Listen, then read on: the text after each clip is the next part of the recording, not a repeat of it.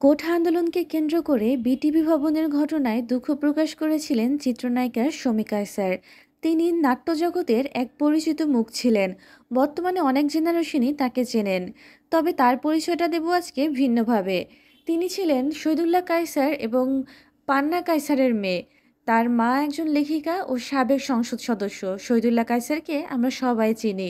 এছাড়াও তার আরেকটি পরিচয় রয়েছেন, তিনি জনপ্রিয় লেখক জহির রায়হানের ভাগ্নে। তবে শমী কায়সারের বর্তমানের কাজকর্ম যেমন ভীষণ নিন্দনীয়, মুক্তিযোদ্ধার মেয়ে হয়েও তার মধ্যে যেন সেই ধারণা খুবই কম। তিনি মানুষের মৃত্যুর থেকে বিটিভি ভবনের ঘটনাকেই বেশি হাইলাইট করেছেন। তবে কেন করেছেন জানাবো এই ঘটনা।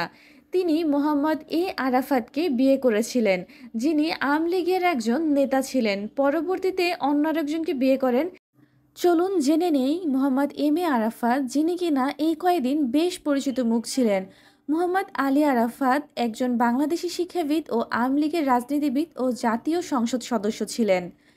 আলী আরাফাত বাংলাদেশের তথ্য ও সম্প্রচার প্রতিমন্ত্রী হিসেবে দায়িত্ব পালন করেছেন। তিনি কানাডিয়ান ইউনিভার্সিটি অব বাংলাদেশ কৌশলগত ব্যবস্থাপনা ও নীতি বিভাগের অধ্যাপক ছিলেন। বিদেশের মিডিয়া আল জাজিরাতে দেওয়া তার একটি ইন্টারভিউ ব্যাপক সাড়া ফেলেছে, যেখানে তিনি ইংলিশে সুন্দরভাবে কথা বলেছেন। আওয়ামী লীগের মধ্যে এরকম নেতাকর্মীর সংখ্যা ভীষণ কম যারা কিনা শিক্ষিত। আরাফাত বাংলাদেশ আওয়ামী লীগের কেন্দ্রীয় কার্যনির্বাহী কমিটির সদস্য ছিলেন।